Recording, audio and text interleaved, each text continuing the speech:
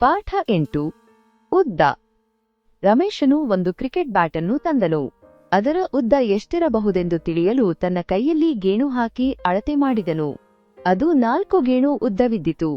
ಅವರ ತಂಡದ ಹರೀಶನು ಅದೇ ಬ್ಯಾಟನ್ನು ಗೇಣು ಹಾಕಿ ಅಳತೆ ಮಾಡಿದನು. ಸುಮಾರು 4 ಗೇಣು ಉದ್ದವಿದ್ದಿತು. ಇದು ಹೇಗೆ? ಒಂದೇ ವಸ್ತು ಬೇರೆ ಬೇರೆ ಉದ್ದವನ್ನು ಹೊಂದಿರಲು ಸಾಧ್ಯವೇ? ಹಾಗಾದರೆ ವಸ್ತುಗಳ ಉದ್ದವನ್ನು ನಿಖರವಾಗಿ ಅಳೆಯುವ ಮಾನ ಯಾವುದು? ವಸ್ತುಗಳ ಉದ್ದವನ್ನು ಗೇಣು, ಮೊಳ, ಮಾರು, ಹೆಜ್ಜೆ ಮುಂತಾದವುಗಳಿಂದ ಅಳೆಯುವುದನ್ನು ಹಿಂದಿನ ತರಗತಿಗಳಲ್ಲಿ ನಾವು ಕಲಿತಿದ್ದೇವೆ. ಇವೆಲ್ಲವೂ ಅನೌಪಚಾರಿಕ ಮಾನಗಳು. ಇವುಗಳ ಅಳತೆ ಒಬ್ಬ ವ್ಯಕ್ತಿಯಿಂದ ಮತ್ತೊಬ್ಬ ವ್ಯಕ್ತಿಗೆ ವ್ಯತ್ಯಾಸವಾಗುತ್ತದೆ. ಆದ್ದರಿಂದ ವಸ್ತುಗಳ ಉದ್ದವನ್ನು ನಿಖರವಾಗಿ ಅಳೆಯಲು ಒಂದು ಔಪಚಾರಿಕ ಮಾನದ ಅಗತ್ಯವಿದೆಯಲ್ಲವೇ? ವಸ್ತುಗಳ ಉದ್ದವನ್ನು ನಿಖರವಾಗಿ ಅಳೆಯಲು ಇರುವ ಆದರ್ಶಮಾನ ಮೀಟರ್.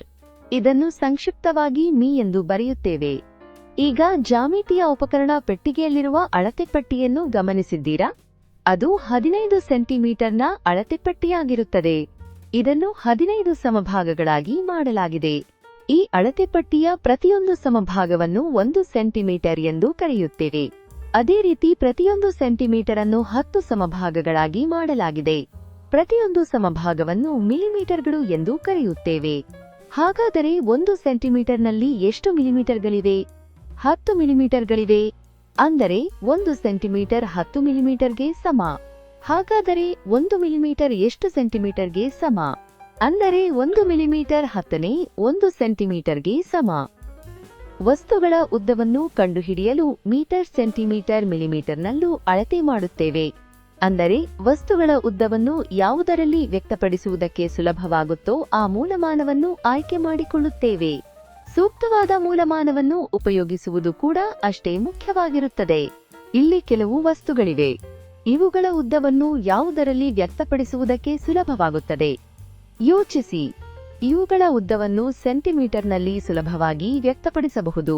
ಇಲ್ಲಿ ಇನ್ನೂ ಕೆಲವು ವಸ್ತುಗಳಿವೆ. ಇವುಗಳ ಉದ್ದವನ್ನು ಯಾವುದರಲ್ಲಿ ವ್ಯಕ್ತಪಡಿಸುವುದಕ್ಕೆ ಸುಲಭವಾಗುತ್ತದೆ? ಇವುಗಳ ಉದ್ದವನ್ನು ಮೀಟರ್ನಲ್ಲಿ ವ್ಯಕ್ತಪಡಿಸುವುದಕ್ಕೆ ಸುಲಭವಾಗುತ್ತದೆ. ಈಗ ಇಲ್ಲಿ ನೋಡಿ, ಒಂದು ಊರಿನಿಂದ ಇನ್ನೊಂದು ಊರಿಗಿರುವ ಅಂತರವಿರಬಹುದು. ಹಾಗೆಯೇ ಇಲ್ಲೊಂದು ರಸ್ತೆ ಇದೆ. ಇದರ ಉದ್ದವಿರಬಹುದು.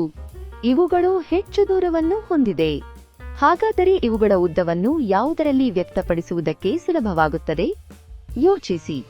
ಹೆಚ್ಚು ದೂರವನ್ನು ಅಳತೆ ಮಾಡಬೇಕೆಂದರೆ ಕಿಲೋಮೀಟರ್ಗಳಲ್ಲಿ ವ್ಯಕ್ತಪಡಿಸುತ್ತೇವೆ. ನೀವು ಒಂದು ಊರಿನಿಂದ ಮತ್ತೊಂದು ಊರಿಗೆ ಹೋಗುವಾಗ ಆ ರಸ್ತೆ ಬದಿಯಲ್ಲಿ ಈ ಕಿಲೋಮೀಟರ್ ಕಲ್ಲುಗಳನ್ನು ನೋಡಿದ್ದೀರಲ್ವಾ? ಇದು ಏನನ್ನು ಸೂಚಿಸುತ್ತದೆ? ಆ ಸ್ಥಳದಿಂದ ಬೇರೆ ಬೇರೆ ಊರುಗಳು ಎಷ್ಟೆಷ್ಟು ಕಿಲೋಮೀಟರ್ ಇದೆ ಎಂಬುದನ್ನು ಸೂಚಿಸುತ್ತದೆ. ಹಾಗಾದರೆ ಸೆಂಟಿಮೀಟರ್, ಮೀಟರ್, ಕಿಲೋಮೀಟರ್ ಇಷ್ಟೇ ಅಲ್ಲ, ಇನ್ನು ಕೆಲವು ಆದರ್ಶಮಾನಗಳಿವೆ. ಅವುಗಳ ಬಗ್ಗೆ ತಿಳಿದುಕೊಳ್ಳೋಣ. ಹೆಚ್ಚು ಉದ್ದಗಳನ್ನು ಅಳೆಯಲು ಡೆಕಾಮೀಟರ್, ಹೆಕ್ಟೋಮೀಟರ್ ಮತ್ತು ಕಿಲೋಮೀಟರ್ಗಳೆಂಬ ಔಪಚಾರಿಕ ಮಾನಗಳಿವೆ. ಹಾಗೆಯೇ ಕಡಿಮೆ ಉದ್ದಗಳನ್ನು ಅಳೆಯಲು ಡೆಸಿಮೀಟರ್, ಸೆಂಟಿಮೀಟರ್ ಮತ್ತು ಮಿಲಿಮೀಟರ್ಗಳೆಂಬ ಔಪಚಾರಿಕ ಮಾನಗಳಿವೆ. ಇವುಗಳ ಬಗ್ಗೆ ತಿಳಿದುಕೊಳ್ಳೋಣ. ಆದರ್ಶ ಮಾನಗಳಲ್ಲಿ ಮೀಟರ್ ಪದದ ಹಿಂಭಾಗಕ್ಕೆ ಡೆಕಾ, ಹೆಕ್ಟೋ, ಕಿಲೋ, ಡೆಸಿ, ಸೆಂಟಿ, ಮಿಲಿ ಎಂಬ ಪದಗಳನ್ನು ಸೇರಿಸಲಾಗಿದೆ. ಇವೆಲ್ಲವೂ 1 ಮೀಟರ್ನ ಎಷ್ಟು ಪಟ್ಟು ಇದೆ ಎಂಬುದನ್ನು ಸೂಚಿಸುತ್ತವೆ. ಆದ್ದರಿಂದ ಮೊದಲು ಈ ಪದಗಳ ಅರ್ಥವನ್ನು ತಿಳಿಯೋಣ. 1 ಮೀಟರ್ನ ಜೊತೆಗೆ ಉದ್ದದ ದೊಡ್ಡ ಆದರ್ಶ ಮಾನಗಳನ್ನು ಹೇಗೆ ಹೋಲಿಕೆ ಮಾಡುವುದು ಎಂಬುದನ್ನು ತಿಳಿದುಕೊಳ್ಳೋಣ. 1 ಮೀಟರ್ನ 10 ಪಟ್ಟು ಅಂದರೆ 10 ಮೀಟರ್ಗೆ ಸಮವಾಗಿರುತ್ತದೆ. ಈ 10 ಮೀಟರ್ ಅನ್ನು 1 ಡೆಕಾಮೀಟರ್ ಎಂದು ಕರೆಯುತ್ತೇವೆ. 1 ಮೀಟರ್ನ 100 ಪಟ್ಟು ಅಂದರೆ 100 ಮೀಟರ್ಗೆ ಸಮ. ಈ 100 ಮೀಟರ್ ಅನ್ನು 1 ಹೆಕ್ಟೋಮೀಟರ್ ಎಂದು ಕರೆಯುತ್ತೇವೆ. ಹಾಗೆಯೇ 1 ಮೀಟರ್ನ 1000 ಪಟ್ಟು ಅಂದರೆ 1000 ಮೀಟರ್ಗೆ ಸಮ. ಈ 1000 ಮೀಟರ್ ಅನ್ನು 1 ಕಿಲೋಮೀಟರ್ ಎಂದು ಕರೆಯುತ್ತೇವೆ. ಈಗ 1 ಮೀಟರ್ನ ಜೊತೆಗೆ ಉದ್ದದ ಚಿಕ್ಕ ಆದರ್ಶಮಾನಗಳನ್ನು ಹೇಗೆ ಹೋಲಿಕೆ ಮಾಡುವುದು ಎಂಬುದನ್ನು ತಿಳಿದುಕೊಳ್ಳೋಣ. 1 ಮೀಟರ್ನ 10ನೇ 1 ಪಟ್ಟು ಅಂದರೆ 10ನೇ 1 ಮೀಟರ್ಗೆ ಸಮವಾಗಿರುತ್ತದೆ. ಈ 10ನೇ 1 ಮೀಟರ್ ಅನ್ನು 1 ಡೆಸಿಮೀಟರ್ ಎಂದು ಕರೆಯುತ್ತೇವೆ. 1 ಮೀಟರ್ನ 100ನೇ 1 ಪಟ್ಟು ಅಂದರೆ 100ನೇ 1 ಮೀಟರ್ಗೆ ಸಮ. ಈ 100ನೇ 1 ಮೀಟರ್ ಅನ್ನು 1 ಸೆಂಟಿಮೀಟರ್ ಎಂದು ಕರೆಯುತ್ತೇವೆ. ಹಾಗೆಯೇ 1 ಮೀಟರ್ನ 1000ನೇ 1 ಪಟ್ಟು ಅಂದರೆ 1000ನೇ 1 ಮೀಟರ್ಗೆ ಸಮ. ಈ 1000ನೇ 1 ಮೀಟರ್ ಅನ್ನು 1 ಮಿಲಿಮೀಟರ್ ಎಂದು ಕರೆಯುತ್ತೇವೆ. ಸಾಮಾನ್ಯವಾಗಿ ನಾವು ಬಳಸುವ ಉದ್ದದ ಆದರ್ಶಮಾನಗಳೆಂದರೆ ಕಿಲೋಮೀಟರ್, ಮೀಟರ್, ಸೆಂಟಿಮೀಟರ್. 1 ಕಿಲೋಮೀಟರ್ 1000 ಮೀಟರ್ಗೆ ಸಮ. 1 ಮೀಟರ್ 100 ಸೆಂಟಿಮೀಟರ್ಗೆ ಸಮ. 1 ಸೆಂಟಿಮೀಟರ್ 10 ಮಿಲಿಮೀಟರ್ಗೆ ಸಮನಾಗಿರುತ್ತದೆ. ಇವುಗಳನ್ನು ನೆನಪಿನಲ್ಲಿಟ್ಟುಕೊಳ್ಳಬೇಕು. ತಿಳಿದಿರುವ ಎಲ್ಲ ಆದರ್ಶಮಾನಗಳಲ್ಲಿ ಅತ್ಯಂತ ಚಿಕ್ಕ ಆದರ್ಶಮಾನ ಮಿಲಿಮೀಟರ್, ಹಾಗೆಯೇ ಅತ್ಯಂತ ದೊಡ್ಡ ಆದರ್ಶಮಾನ ಕಿಲೋಮೀಟರ್. ಈಗ ಉದ್ದವನ್ನು ದೊಡ್ಡ ಆದರ್ಶಮಾನದಿಂದ ಚಿಕ್ಕ ಆದರ್ಶಮಾನಕ್ಕೆ ಹೇಗೆ ಪರಿವರ್ತಿಸುವುದು ಎಂಬುದನ್ನು ತಿಳಿದುಕೊಳ್ಳೋಣ. ಗಮನಿಸಬೇಕಾದ ನಿಯಮಗಳೆಂದರೆ, ಕಿಲೋಮೀಟರ್ ಅನ್ನು ಮೀಟರ್ಗೆ ಪರಿವರ್ತಿಸುವಾಗ 1000ದಿಂದ ಗುಣಿಸಬೇಕು. ಮೀಟರ್ ಅನ್ನು ಸೆಂಟಿಮೀಟರ್ಗೆ ಪರಿವರ್ತಿಸುವಾಗ 100ರಿಂದ ಗುಣಿಸಬೇಕು. ಸೆಂಟಿಮೀಟರ್ ಅನ್ನು ಮಿಲಿಮೀಟರ್ಗೆ ಪರಿವರ್ತಿಸುವಾಗ 10ರಿಂದ ಗುಣಿಸಬೇಕು. ಹೀಗಾಗಿ ಉದ್ದದ ದೊಡ್ಡ ಆದರ್ಶಮಾನವನ್ನು ಚಿಕ್ಕ ಆದರ್ಶಮಾನಕ್ಕೆ ಪರಿವರ್ತಿಸುವಾಗ ಗುಣಿಸಬೇಕು. ಈಗ ಕಿಲೋಮೀಟರ್ ಅನ್ನು ಮೀಟರ್ಗೆ ಪರಿವರ್ತಿಸುವುದು. ಉದಾಹರಣೆಗೆ, ರವಿಯ ಮನೆಯಿಂದ ಅವನ ಶಾಲೆಗೆ ಇರುವಂತಹ ದೂರ 2 ಕಿಲೋಮೀಟರ್ ಇದೆ. ಈ 2 ಕಿಲೋಮೀಟರ್ ಉದ್ದವು ಎಷ್ಟು ಮೀಟರ್ಗೆ ಸಮ ಎಂಬುದನ್ನು ಕಂಡುಹಿಡಿಯಬೇಕು. 1 ಕಿಲೋಮೀಟರ್ ಸಮ 1000 ಮೀಟರ್. ಆದ್ದರಿಂದ 2 ಕಿಲೋಮೀಟರ್ ಸಮ 2 ಗುಣಿಸು 1000 ಸಮ 2000 ಮೀಟರ್. ಏಕೆಂದರೆ ಕಿಲೋಮೀಟರ್ ಅನ್ನು ಮೀಟರ್ಗೆ ಪರಿವರ್ತಿಸುವಾಗ 1000ದಿಂದ ಗುಣಿಸಬೇಕು. ಆದ್ದರಿಂದ ರವಿಯ ಮನೆಯಿಂದ ಅವನ ಶಾಲೆಗೆ ಇರುವಂತಹ ದೂರ 2000 ಮೀಟರ್ಗೆ ಸಮವಾಗಿದೆ. ಈಗ ಮೀಟರ್ ಅನ್ನು ಸೆಂಟಿಮೀಟರ್ಗೆ ಪರಿವರ್ತಿಸುವುದು. ಉದಾಹರಣೆಗೆ, ಈ ಕಪ್ಪು ಹಲಗೆಯ ಉದ್ದ 2 ಮೀಟರ್ ಇದೆ. ಈ 2 ಮೀಟರ್ ಉದ್ದವು ಎಷ್ಟು ಸೆಂಟಿಮೀಟರ್ಗೆ ಸಮ ಎಂಬುದನ್ನು ಕಂಡುಹಿಡಿಯಬೇಕು.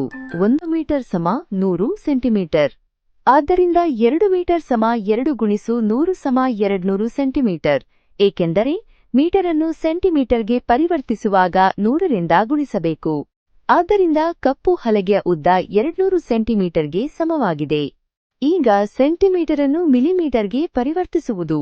ಉದಾಹರಣೆಗೆ, ಈ ಪುಸ್ತಕದ ಉದ್ದವು 15 ಸೆಂಟಿಮೀಟರ್ ಇದೆ. ಈ 15 ಸೆಂಟಿಮೀಟರ್ ಉದ್ದವು ಎಷ್ಟು ಮಿಲಿಮೀಟರ್ಗೆ ಸಮ ಎಂಬುದನ್ನು ಕಂಡುಹಿಡಿಯಬೇಕು. 1 ಸೆಂಟಿಮೀಟರ್ ಸಮ 10 ಮಿಲಿಮೀಟರ್.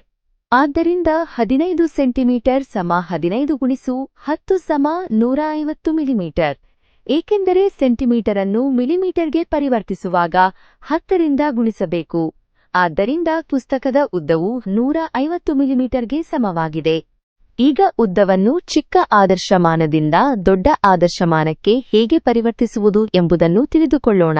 ಗಮನಿಸಬೇಕಾದ ನಿಯಮಗಳೆಂದರೆ, ಮೀಟರ್ ಅನ್ನು ಕಿಲೋಮೀಟರ್ಗೆ ಪರಿವರ್ತಿಸುವಾಗ 1000ದಿಂದ ಭಾಗಿಸಬೇಕು. ಸೆಂಟಿಮೀಟರ್ ಅನ್ನು ಮೀಟರ್ಗೆ ಪರಿವರ್ತಿಸುವಾಗ 100ರಿಂದ ಭಾಗಿಸಬೇಕು. ಮಿಲಿಮೀಟರ್ ಅನ್ನು ಸೆಂಟಿಮೀಟರ್ಗೆ ಪರಿವರ್ತಿಸುವಾಗ 10ರಿಂದ ಭಾಗಿಸಬೇಕು.